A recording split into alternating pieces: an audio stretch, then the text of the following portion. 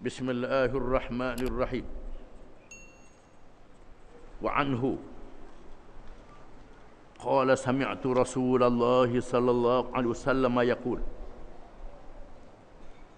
yatrukuna al-madinata ala khairi ma kana la yaghshaha illa al-awafi yuridu awafi as-siba'i wat-tayr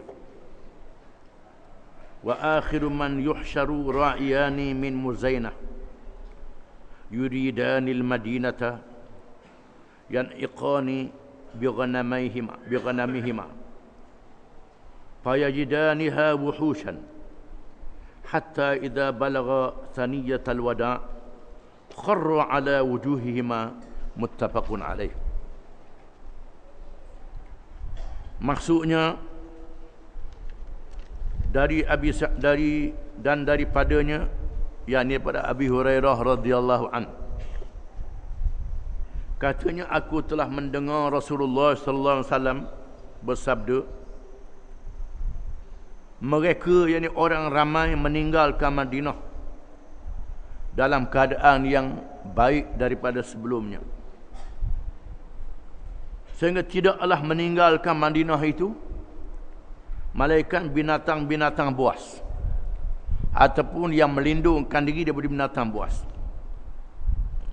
Dan yang akhir ialah orang yang akhir kalangan yang dibawa ke Madinah ialah dua orang gembala daripada kabilah Muzainah. Keduanya nak pergi ke Madinah, lalu kedua-dua gembala ini menghalau kambingnya. Tiba-tiba mereka dapati kambing-kambing ni liar, ataupun mereka dapati kambing tak ada binatang buah saja. Sehingga apabila mereka berdua sampai di Thaniyatul Wada', iaitulah sempadan tempat orang Madinah menghantar orang musafir, keduanya tersungkur pengsan ataupun mati, tersungkur mati. Hadis riwayat Bukhari dan Muslim. Hadis ni termasuk dalam perkara gaib yang akan datang, yang diberitahu oleh Nabi sallallahu alaihi wasallam bila berlakunya fitnah, berlakunya bencana, dunia penuh dengan maksiat, penuh dengan kezaliman, sehingga akhir zaman tak ada orang Islam. Orang Islam tak ada. Walaupun Mekah dan Madinah dijamin oleh Allah Ta'ala, orang kafir tak dibenarkan masuk, dan Dajjal tak boleh masuk. Kita baca hadis Dajjal sebelum daripada ini. Bila Dajjal mari, Dajjal tak dibenarkan masuk ke Mekah dan Madinah. Allah Ta'ala jadikan gempa bergerak bumi sehingga orang-orang munafik dan kafir keluar dari Madinah, tak boleh duduk di Madinah. Bila akhir zaman, Tuhan matikan ulama-ulama. Ulama tak ada lagi, orang tahu Quran tak ada lagi. Tuhan turunkan angin yang mematikan orang yang ada iman dalam hati walaupun sebesar darah.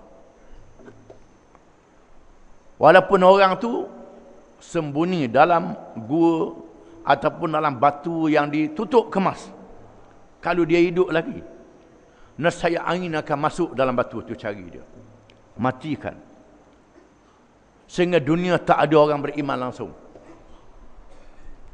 Madinah kosong Madinah ni. Yang terakhir, dua orang gembala pergi ke Madinah.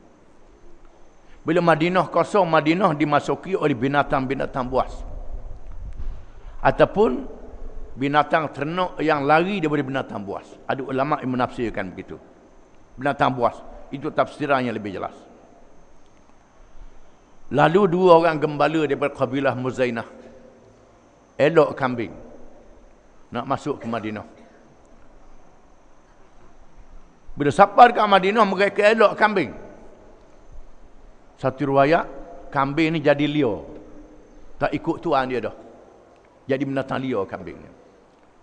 Satu riwayat kata dia tengok binatang buah saja ada dalam. Menyebabkan kedua orang ni mati tersungkur. Ada ulama yang menafsirkan bahawa bumi yang paling akhir dibinasakan ia Al-Madinatul Munawwarah. Ada ulama kata bumi yang paling akhir dihancurkan ialah Mekah bila berlakunya kiamat. Ada ulama berdalilkan hadis ini Madinah negeri yang paling akhir sekali dibinasakan. Negeri tempat hijrah Nabi SAW. Dan dua orang ni dianggap orang yang akhir mati. Ada ulama yang menafsirkan demikian. Di sini menunjukkan berkatnya Madinah dengan kehadiran Nabi SAW. Bahkan ulama menghuraikan lagi hadis ni dengan cara yang lebih panjang. Di antaranya perkara yang menarik selepas Sayyidina Uthman bin Affan radhiyallahu an dibunuh dalam peristiwa fitnah yang terkenal, lalu Sayyidina Ali pergi ke Iraq. Walaupun Abdullah bin Abbas menasihatkan jangan pergi ke Iraq. Beberapa orang sahabat yang apa Sayyidina Ali kata jangan pergi ke Iraq. Orang Iraq ni tak jujur, tak ikhlas. Sikit saja yang ikhlas, jangan pergi ke sana. Sayyidina Ali pergi juga, menyebabkan pusat kerajaan Islam berpindah daripada Madinah kepada Kufah. Asalnya pusat kerajaan Islam ialah di Madinah. Nabi jadikan pusat kerajaan di Madinah, Abu Bakar jadikan di Madinah, Umar jadikan di Madinah, Uthman di Madinah radhiyallahu anhum. Sayyidina Ali karramallahu wajhah bawa pindah pusat ke Kufah, menyebabkan Madinah tidak menjadi pusat pentadbiran. Namun Allah Ta'ala memelihara Madinah dengan munculnya ulama-ulama, orang alim yang mengajar ilmu-ilmu Islam di Madinah, seperti Imam Malik dan lain-lain lagi. Allah Ta'ala pelihara Madinah dengan ahli-ahli ilmu. Dengan sebab itu ada tegaran terhadap Sayyidina Ali kerana memindahkan pusat kerajaan Islam daripada Madinah kepada Kufah. Lepas Kufah pindah ke Dimash, lepas Dimash pindah ke macam-macam pusat kerajaan Islam ni. Daripada Madinah dipindah ke lain. Madinah ialah bandar yang dibuka oleh Nabi SAW menjadi pusat kerajaan Islam. Ini termasuk dalam perkara akhir zaman. Hadis yang berikut. Wa an Abi Musa al-Ash'ari radhiyallahu anhu anna an-nabiy sallallahu alaihi wasallam qala la ya'tiyanna 'ala an-nasi zamanun yakunu an Abi Sa'id al-Khudri radhiyallahu anhu anna an-nabiy sallallahu alaihi wasallam qala yakunu khalifatun min khulafaikum fi akhir az-zaman yahthul mala wa la ya'udduhu, rawahu Muslim. Dan dari Abi Sa'id al-Khudri radhiyallahu an bahawa Nabi SAW bersabda, adalah khalifah di kalangan khalifah-khalifah kamu di akhir zaman membagi harta dengan tidak membilangnya lagi. Hadis riwayat Muslim. Hadis ini menunjukkan kemakmuran bumi akan berlaku di akhir zaman.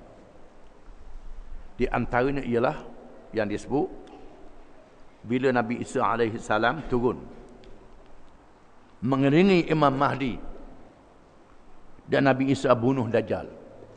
Dajjal dibunuh. Dan Nabi Isa memerintah kerajaan Islam di Madinah. Imam Mahdi hidup 7 tahun saja lepas itu. Satu riwayat kata 5 tahun, macam-macam riwayatnya. Imam Mahdi tak panjang. Nabi Isa oleh kerana dia diturunkan dalam usia 30 tahun, sebagaimana dia dinaikkan dalam usia 30 tahun. Maka Nabi Isa memerintah lama. Tuhan makmurkan bumi, khususnya selepas Ya'juj dan Ma'juj dimusnahkan oleh Allah Ta'ala. Ya'juj Ma'juj ialah satu makhluk manusia juga yang terlalu ramai jumlahnya, yang terlalu ganas, yang makan serba-serbi, tak ada batas langsung. Selepas Dajjal dibunuh, Nabi Isa menang dengan Imam Mahdi, merintah turun Ya'juj dan Ma'juj. Kita baca dah hadis dia dulu. Sehingga Nabi Isa tak terlawan. Tuhan wahyikan kepada Nabi Isa, kamu tak orang nak lawan. Nabi Isa bersembunyi di gunung Turi Saina, dikepung, sehingga Allah Ta'ala memakbulkan doa Nabi Isa dan orang-orang beriman bersama dengannya. Ya'juj dan Ma'juj dimusnahkan oleh Allah Ta'ala. Bangkai mereka busuk seluruh pelosok bumi. Lalu Allah Ta'ala bangkitkan burung, mengangkat mayat dia, dibuang ke tempat yang dikehendaki oleh Allah. Kemudian Allah Ta'ala turunkan hujan yang lebat, membersihkan bumi. Allah Ta'ala jadikan bumi makmur, sehingga buah mengeluarkan buah yang terlalu subur. Sebutir buah delima boleh dimakan oleh satu keluarga. Satu rakyat kata, lembu susu boleh makan sebuah kapung seekor lembu. Dijadikan makmur. Kita tak tahu adakah ini zamannya. Bahkan dalam sejarah Islam pernah berlaku kemakmuran zaman Umar bin Abdul Aziz radhiyallahu an, Khalifah Amawiyah. Umar bin Abdul Aziz yang sangat adil pemerintahannya, yang memerintah hanya 2 tahun sahaja, sehingga zakat melimpah ruah. Terlalu banyak orang bagi zakat. Harta negara banyak. Khalifahnya tak ada duit, harta negara banyak. Sebab khalifah tak rasuah. Yang tak cukup pitihnya sebab khalifah rasuah. Hak jadi khalifah tu rasuah. Hak jadi ketua negara. Ini ketua negara tak rasuah, yang warak, yang zuhud. Jadi ketua negara, sehingga hasil negara melimpah ruah. Sehingga 8 bahagian zakat habis. Dibahagi, zakat tambung ada lagi. Nak macam mana? Lalu Umar bin Aziz suruh tambah bahagian. Cari mana-mana orang yang tak kahwin, beri duit zakat untuk dia kahwin. Lebih pada 8 bahagian. Ini ijtihad Umar bin Abdul Aziz. Bila harta zakat terlalu banyak, kita kalau banyak, gomo kita pula. Itu lain. Di mana harta melimpah ruah ni berlaku zaman Umar bin Abdul Aziz. Dan berlaku bila-bila masa yang dikehendaki oleh Allah. Umar bin Aziz ni cerita dia, zaman dia tulis surat kepada gubernur dia supaya memerintah dengan adil. Itu saja nasihat dia. Ada gubernur tulis surat, wahai Amirul Mukminin, hasil negara dah berapa banyak, saya cadangkan supaya ditambahkan cukai, naik cukai. Umar bin Aziz kata, Umar bin Aziz balas surat dia daripada Umar bin Aziz kepada gubernur, sama ada kamu adil ataupun kamu dipecat. Sebab cukai kurang ni kerana muzalim. Nak tambah hasil negara bukan dengan naik cukai, dengan adil. Kalau adil hasil negara boleh bertambah, bukan mesti naikkan cukai. Kamu adil ataupun kamu dipecat. Menyebabkan khalifah tu, gubernur tu takut. Zaman dia juga banyak orang bukan Islam masuk Islam. Bila orang bukan Islam masuk Islam, maka gubernur nak mengarahkan supaya bersunat diwajibkan. Dalam mazhab Syafi'i bersunat ni wajib, khatan. Mazhab Syafi'i bersunat adalah wajib. Mazhab Hanafi tak wajib. Umar bin Aziz tak wajib juga. Umar bin Aziz ni ialah satu mazhab yang kita kena faham. Orang kita duk faham Syafi'i, Hanafi, Hambali, Maliki. Itu mazhab yang dikenali oleh masyarakat Islam. Di sana ada mazhab Hasan Basri, mazhab Sa'id bin Musayyab, mazhab Abu Thur, mazhab Sufyanus Thawri, mazhab Lith bin Sa'ad. Ini ulama-ulama yang sebahagiannya belum pada mazhab 4 lagi. Cuma pendapat dia tak dibukukan. Zaman tu tak ada kertas. Kertas tak banyak, kitab tak banyak. Berdasarkan perhafalan. Pandangan-pandangan mazhab ni banyak disebut dalam kitab tafsir, dalam kitab hadis, syarah-syarah hadis. Tak ada dalam kitab fiqh. Kerana dia tidak ada anak murid yang menyambung ajaran mazhab. Yang ramai anak muridnya ialah Abu Hanifah, Imam Hanafi, Imam Maliki, Imam Syafi'i dan Imam Ahmad bin Hanbal Hanbali. Zaman banyak kitab, dengan sebab itu pandangan dia ni melahirkan mazhab. Ada mazhab lebih pada mazhab apa? Dia mazhab Umar bin Abdul Aziz. Pandangan dia sunat ni tak wajib. Kita mazhab Syafi'i tak boleh. Wajib sunat ni. Sehingga kalau ada budak-budak kecil mati dalam mazhab Syafi'i ni, siapa pada ni kena tayamum benar. Ganti pada pada sunat dia tu. Kerana tak boleh nak mandi tempat sunat dia tu. Ganti dengan tayamum. Itu mazhab Syafi'i kita. Mazhab lain tak wajib. Mazhab Syafi'i, kalau ada budak-budak dok sunat mayang kat kita berepek, siapa dok soh menurut semayang, mazhab Syafi'i. Mazhab lain dok siapa tangga tu. Mazhab lain meletakkan sunat. Tak dinafikan bersunat ni adalah kebersihan. Mazhab Syafi'i dia kuat dalam mazhab kebersihan. Jadi Umar bin Aziz ni dia termasuk dalam pandangan mengatakan berkhutang ni jangan diwajibkan.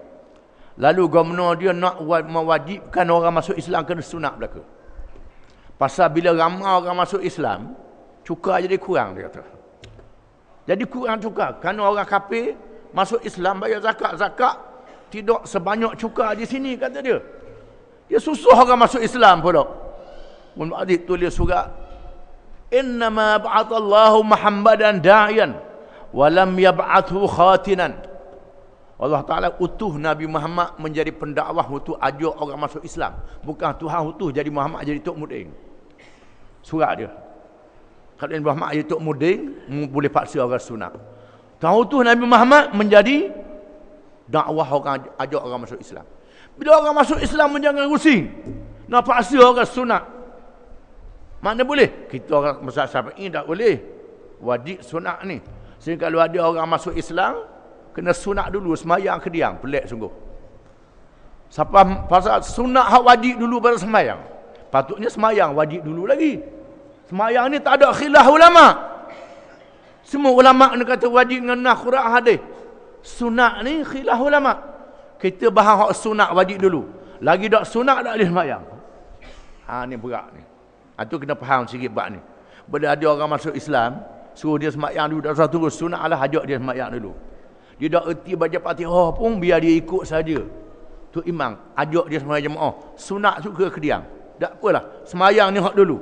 Ini kerana kita tak faham mana masalah khilaf, mana masalah yang ijma', mana masalah yang ada nas dalam Quran dan hadis. Jadi ceritanya berlaku kemewahan, harta yang melimpah ruah di zaman Khalifah Umar bin Abdul Aziz. Ini berlaku. Tak semestinya zaman Nabi Isa AS.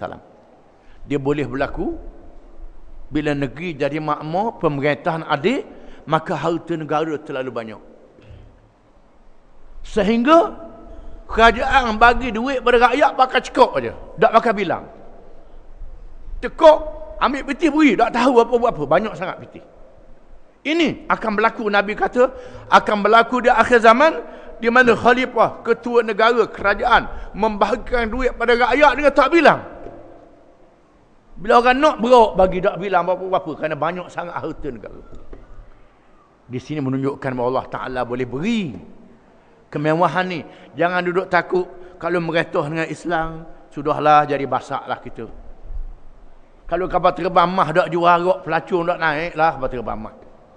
Ini semua otak tak betul belaka. Orang kafir kalau nak minum arak, dia boleh minum arak di negeri dia tu. Nak berapa tank boleh minum. Berapa lori. Arak negeri dia banyak. Dia mari negeri kita ni bukan nak kedai arak. Dia mari negeri kita nak tengok pandangan di negeri kita ni.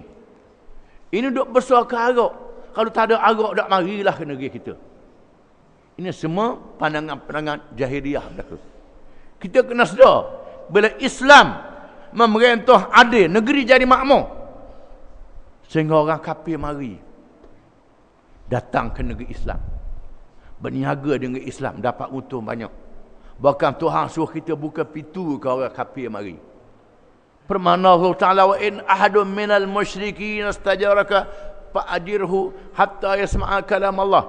Jika sekiranya orang musyrikin, orang kafir sembah berhala, yang dizalimi di negeri kita, kita bermusuh dengan negara dia, berperang dengan negara dia, dia negeri kafir harbi, berperang dengan kita.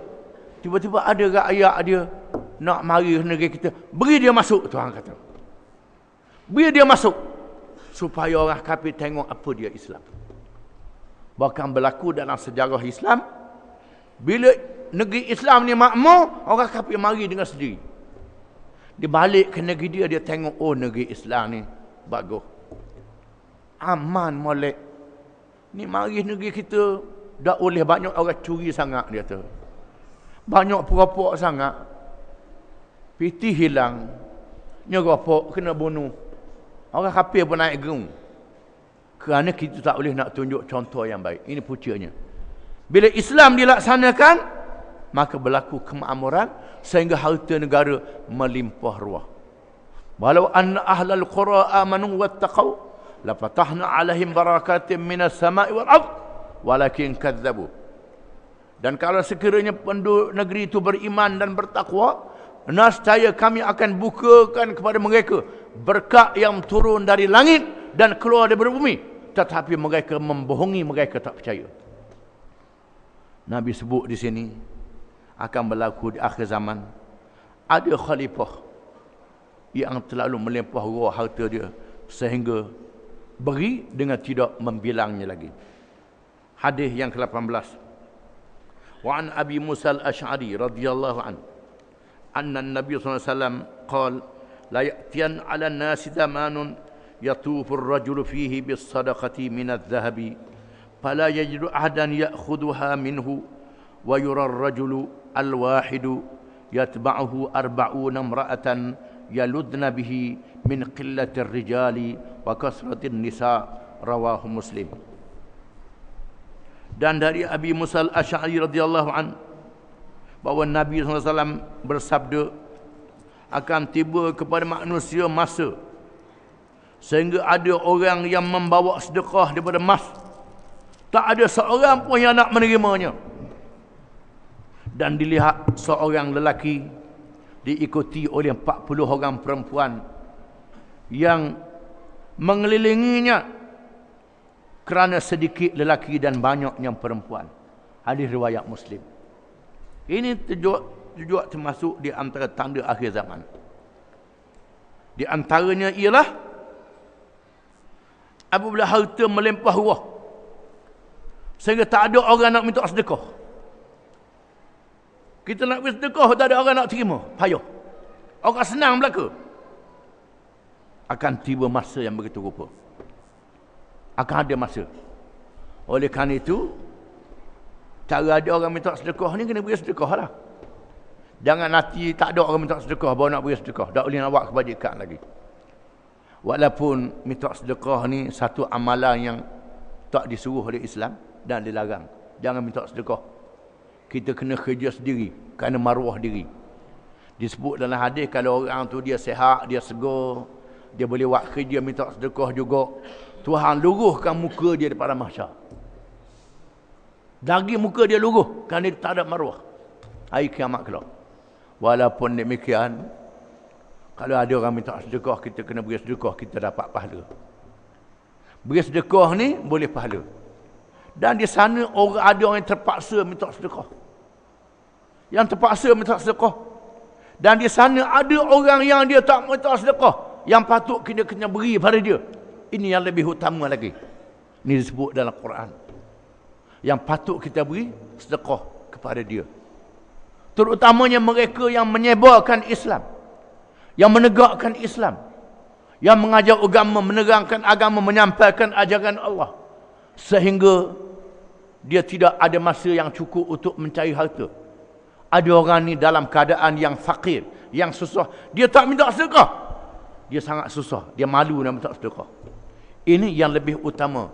Lil fuqara'il ladzina uhsiru fi sabilillah. Bagi orang fakir yang ditahan kerana jalan Allah, Tuhan kata, Disebut dalam Quran. Mereka ni. Orang minta sedekah kita beri.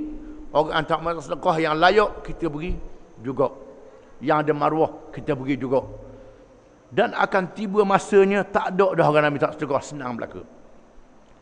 Akan tiba masanya orang maaf dah lalu. Seorang orang lelaki, 40 orang perempuan.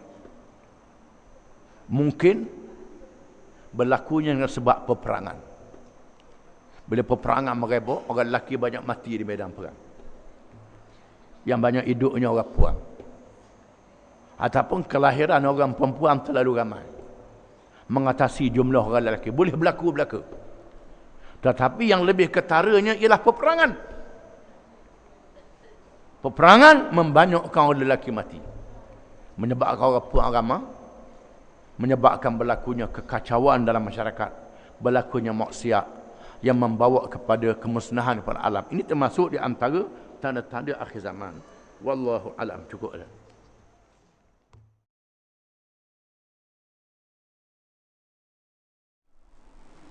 Bismillahirrahmanirrahim.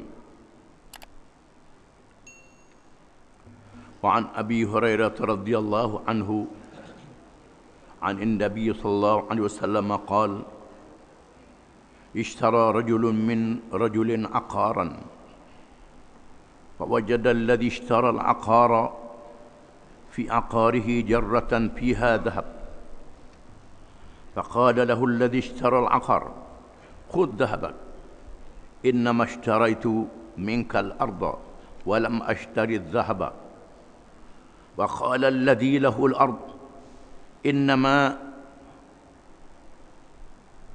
إنما بعتك الأرض وما فيها فتحاكما إلى رجل فقال الذي تحاكما إليه ألكما ولد قال أحدكما لي غلام وقال الآخر لي جارية قال أنكحها الغلام الجارية وأنفقها على أنفسهما منه fatasarrafa muttafaqun alaih. Maksudnya dari Abi Hurairah radhiyallahu an, dari Nabi SAW bersabda, menceritakan berlaku di kalangan umat zaman dahulu, umat Nabi zaman dahulu. Seorang telah membeli tanah daripada seorang yang lain.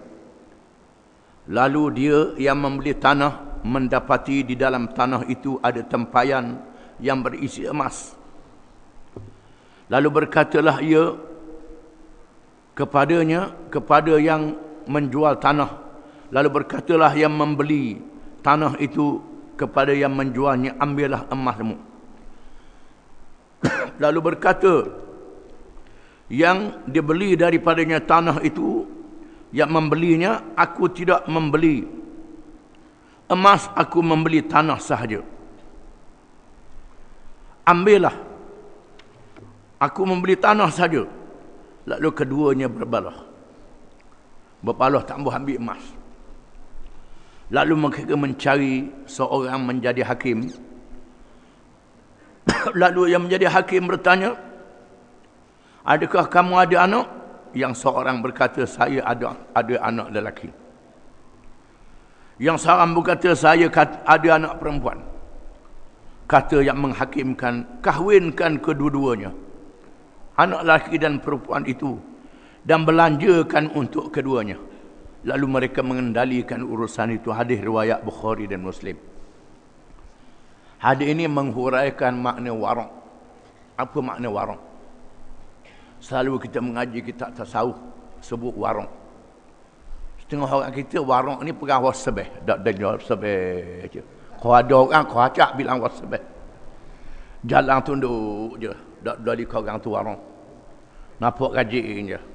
Mana waraq ni mereka yang ikhlas, yang berhadap kepada Allah Ta'ala, tak berebut harta dunia. Ini waraq, kena faham. Di mana hadis ni mengajar sifat waraq yang berlaku di zaman umat zaman dahulu, di mana seorang dia boleh tanya daripada kawan dia, setelah dia menguruh tanah, dia gali-gali nak tanam, jumpa payang. Dalam payang tu ada emas. Lalu dia berjumpa dengan tuan tanah. Aku temu payang dalam tanahmu. Aku beli tanah je. Aku tak beli payang ni. Mah ni ambil kamu. Tuang tanah tu kata, dok. Aku jual sekali dengan payang lah. Ambil mu lah kemah. Tak mau. Tak mau. Aku beli tanah je. Dia kata, dok. Aku jual sama sekali. Baloh. Kalau kita ni bakali, buku buat balik senyap sunyi selalu. Ini makna warak. Ini warak yang kita kena faham. Warak ni bukan mudah. Jangan cakap saja warak-warak. Bukan satu sifat yang mudah. Mereka yang dikurnia dia dalam hatinya oleh Allah Subhanahu Wa Taala. Kena mujahadah. Mujahadatun nafs. Lawan hawa nafsu sehingga tidak tomok dalam perkara dunia. Khususnya dalam perkara harta dan kedudukan. Ini makna warak. Mereka balah tak mau ambil harta ini. Berkelahi di antara dua orang ini. Kalau begitu, kita carilah. Cari apa nama ni, hakim yang mengendalikan. Lalu Tuan Hakim tu tanya, mu ada anak? Ada, anak lelaki. Ini ada anak puang. Biar kahwin. Mu besang dua ni. Mu besang dua ni, mak tu beri ke anak dua ni. Ini adalah syariat Nabi di zaman dahulu. Adapun syariat kita lain. Syariat kita sekiranya barang yang ditemui itu adalah rikas. Rikas, barang lama, barang yang terpendam. Ternyata barang zaman dulu. Tak tahu tuan dia. Maka hukum rikas. Iaitulah dibahagi 5. 1/5 dia beri kepada umum. Kepada fakir, miskin, dikendalikan mengikut khumus. Orang memerlukan pertolongan. 4/5 lagi untuk orang bertemu. Ini mengikut syariat kita. Kalau sekiranya barang tu barang baru, bukan barang zaman dulu, maka kena istihar selama setahun. Siapa dia barang ni, barang siapa dia, jangan beritahu sifat-sifat dia. Jumlah dia jangan beritahu. Ini hukum barang hilang. Umumkan dalam masa setahun. Bila tak ada lagi orang bertemu dengannya, maka dia boleh guna duit itu. Boleh guna duit itu. Kalau temu kena gantilah. Ataupun dia beri kepada Baitul Mal, kepada umum, boleh juga, tidak menjadi salah. Bahkan dibenarkan kepadanya menggunakan barang itu. Itu dalam perkara barang yang tak bergerak.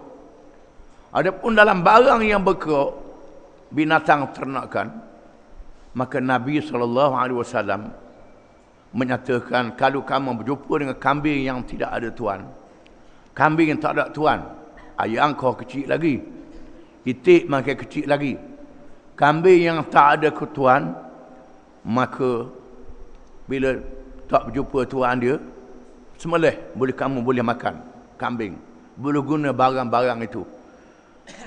Kalau tuang dia ada, gatilah. Kalau mampu gati, tak mampu gati, nak buat mana-mana, dihalalkan. Sekiranya berjumpa dengan unta yang hilang, binatang yang gagah, yang kuat, yang boleh menjaga diri dia, jangan ambil. Tak boleh ambil. Tempat kita khubah lah. Ada khubah yang hilang, lepas, tak boleh ambil. Boleh jadi tuang dia berjumpa dan seumpamanya. Zaman Sayyidina Uthman bin Affan radhiyallahu anhu, Sayyidina Uthman membenarkan unta yang hilang dia ambil juga. Kerana zaman Sayyidina Uthman, manusia sudah hilang amanahnya. Sudah lemah amanahnya. Daripada dia ambil oleh orang yang tak bertanggungjawab, baik dia ambil oleh mereka yang bertanggungjawab. Sama ada dia nak bela ke, dia nak ambil asli untuk dia, ataupun dia nak sembelih, nak makan ke, diizinkan kepadanya oleh syarak. Itu mengikut ijtihad Sayyidina Uthman radhiyallahu anhu. Diizinkan oleh syarak kalau binatang tu binatang besar. Begitulah kalau barang yang tak tahan taruh, macam ikan. Ikan jatuh ataupun orang tinggal ikan, tak tahu sebab dia tuang dia daging, dah kan nak elang setahun, jawab dia berulak dah ikan tu habislah. Maka setelah nyata tidak ada tuannya, diizinkan oleh syarak. Kalau tuang dia cari lepas pada tu, maka ganti ataupun tuang dia halal. Kalau tuang tu reti bahasa, tuang dia halal. Halal. Dibenarkan, tidak menjadi salah mengikut hukum syarak. Itu mengikut syariat kita. Apa yang disebut di sini ialah mengikut syariat Nabi zaman dahulu. Ayat itulah maka diselesaikan dengan cara yang begitu rupa. Seterusnya hadis yang berikut. Wa anhu radhiyallahu anhu annahu sami'a Rasulullah sallallahu alaihi wasallam qala kanat imra'atani ma'ahuma ibnahuma ja'a adh-dhi'bu fadhahaba bibni ihdahuma faqalat li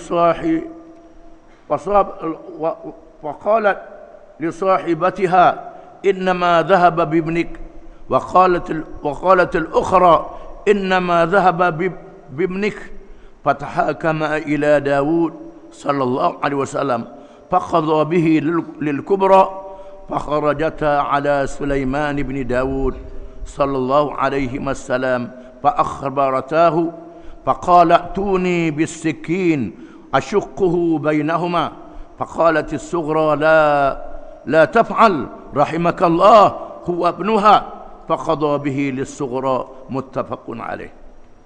Dan daripadanya daripada Abi Hurairah radhiyallahu an bahawa dia telah mendengar Rasulullah SAW telah bersabda, ada dua orang perempuan yang mempunyai dua anak, dua orang perempuan yang ada anak masing-masing. Lalu datang serigala mengambil anak salah seorang daripada keduanya. Lalu berkata yang seorang, anakmu yang dimakan serigala. Berkata yang seorang lagi, sungguhnya anakmu yang dia hilang itu. Lalu mereka pergi berjumpa Nabi Daud AS untuk mengendalikan masalah mereka. Lalu Nabi Daud membuat keputusan anak dia beri kepada yang besar, yang tua. Lalu keduanya keluar dan menemui Sulaiman bin Daud alaihi wassalam, memberitahu keadaan yang berlaku. Lalu Sulaiman berkata, bawa pisau supaya aku belah dan bagi kedua anak ni. Lalu berkata yang lebih muda, jangan lakukan, Allah beri rahmat kepadamu, anak dia berilah pada dia. Lalu Daud membuat keputusan dia beri kepada yang lebih muda. Hadis riwayat Bukhari dan Muslim. Hadis ini menceritakan dua orang rasul, dua beranak, Nabi Daud dan Nabi Sulaiman alaihi salam. Dua-dua ni menjadi ketua negara pada akhirnya. Nabi Daud adalah rasul yang menjadi khalifah setelah Raja Talut menyerahkan pemerintahan kepada Daud, maka Daud menjadi khalifah. Talut ni bukan keturunan Daud, bukan anak Talut, tidak, orang lain suku Sakat. Maka dilantik khalifah. Khalifah ni yang dilantik bukan mengikut keturunan. Adapun Sulaiman menjadi raja, dilantik oleh ayahnya menjadi raja dengan izin Allah. Menunjukkan bahawa khalifah dan raja dua-dua boleh di dalam Islam. Dua-dua boleh. Syaratnya mengatur dengan syariat Allah. Kalau tak mengatur dengan syariat Allah, khalifah pun bukan, raja pun bukan, tak layak berlaku. Ini dia. Dia murka oleh Allah Ta'ala. Ini kita kena faham. Tak penting khalifah ke raja ke presiden ke imam ke amir ke, yang penting melaksanakan syariat Allah dengan adil, itu yang pentingnya. Allah Ta'ala menceritakan tentang Nabi Daud dan Sulaiman. Tuhan sebut dalam Quran, fahamna surah Al-Imran wa atayna Daud wa Sulaimana ilman wa hikmah. Kami jadikan Nabi Sulaiman lebih faham dan kami beri kepada Daud dan Sulaiman dua-dua ni ilmu dan pemerintahan.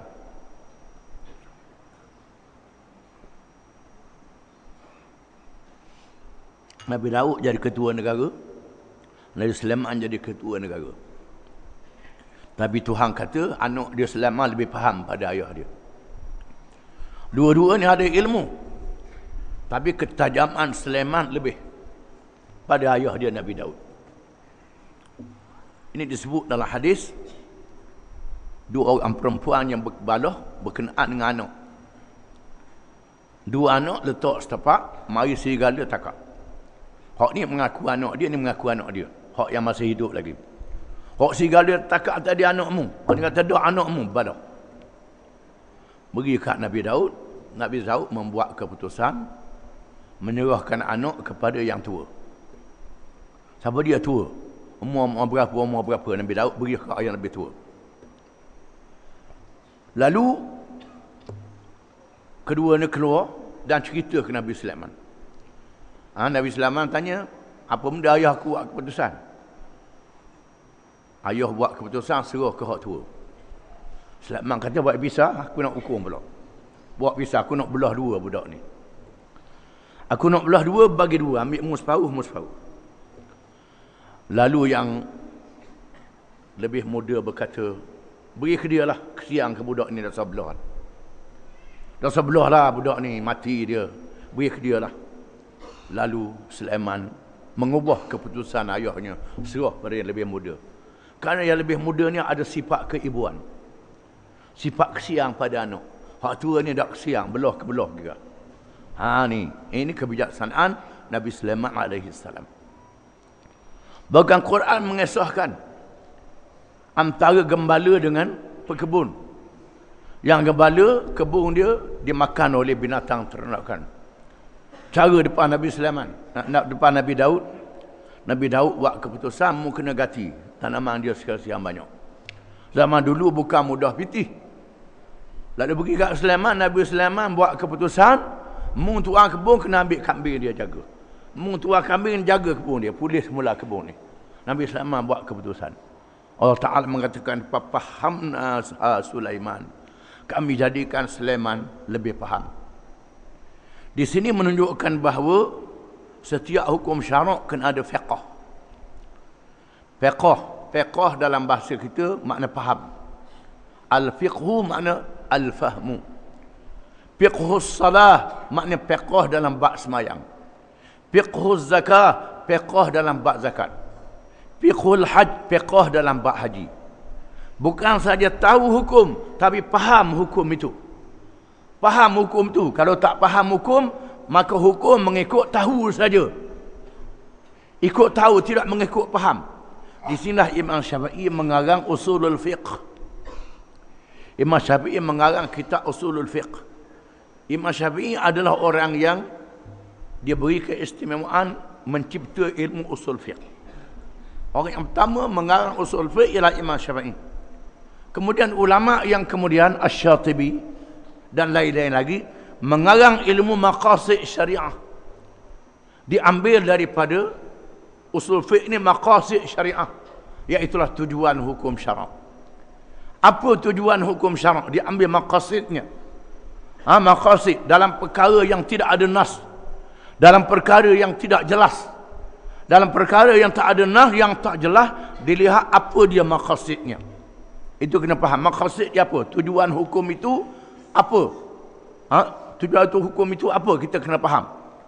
Contohnya, dibenarkan jamak kepada mereka yang hujan. Selalu sembahyang jemaah, tiba-tiba berlaku hujan. Berlaku hujan, maka mazhab Syafi'i membenarkan jamak pada masa di kampung bila berlaku hujan. Kita sembahyang Jumaat, hujan tak berhenti, musim hujan, nak sembahyang Jumaat. Boleh jamak Zuhur dengan Asar, Jumaat dengan Asar. Supaya orang jauh tak acak mari ke masjid. Itu mazhab Syafi'i kita. Boleh jamak. Kemudian timbul pula masalah sekarang orang sakit boleh jamak tak boleh jamak. Ada ulama kata tak boleh jamak. Kerana Imam Syafi'i kata hujan je boleh jamak. Maka sakit tak boleh jamak.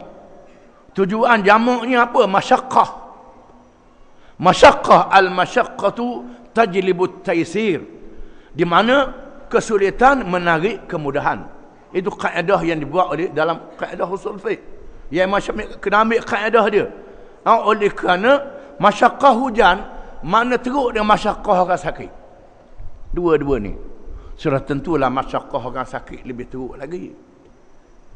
Kalau masyaqqah hujan boleh jamak kerana sembahyang nak berjamaah, maka masyaqqah orang sakit yang keberatan nak ambil wudu acak kali kerana dia sakit nak buang pula, nak semayang zuhur sekali lepas tu asar pula.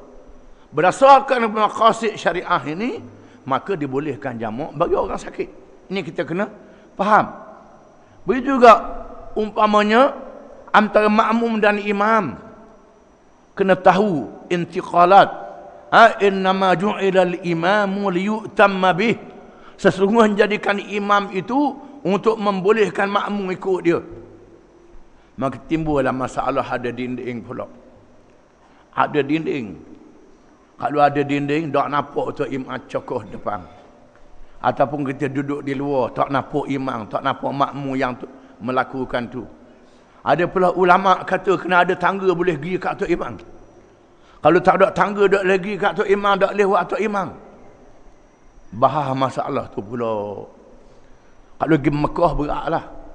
Mekah masjid dia besar. Ada kawasan tangga luar, ada kawasan tangga dalam masjid. Ada ikut kaedah ada tangga dalam masjid, hak semayang tangga luar tu tak sah semayang di Mekah. Jadi sulit masalah pula. Apa tujuan semayang berjemaah? Supaya makmum boleh mengikut imam. Makmum nampak imam tu buat sesuatu, itu tujuan semayang jemaah. Bukan nak jerbah naik atas belakang tu imam. Ini dia kena faham maqasid syariah. Kita kena faham maqasid syariah. Dengan sebab itu surah dan masjid yang ada lubang macam ni nampak tu imam buat apa-apa di hadapannya, maka boleh. Tangga tu bukan sesuatu yang wajib. Ini kerana kitab-kitab fiqh ulama-ulama yang pakai hukum akal. Kadang-kadang kitab tu dikarang di zaman dia. Zaman speaker tak ada. Speaker pun tak ada. Zaman skrin yang nampak gambar pun tak ada. Masa tu dia mengarang kitab berdasarkan kepada zaman dia. Maka kita balik kepada maqasid syariah. Di sinilah fahamna Sulaiman. Kami jadikan Nabi Sulaiman lebih faham pada ayah dia. Di mana hukum syarak ni bukan saja hukum, termasuklah faham. Di sinilah melontar jumrah.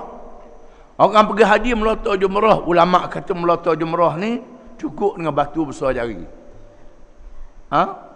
Sebagai simbol melontar syaitan yang dibuat oleh Nabi Ibrahim alaihissalam.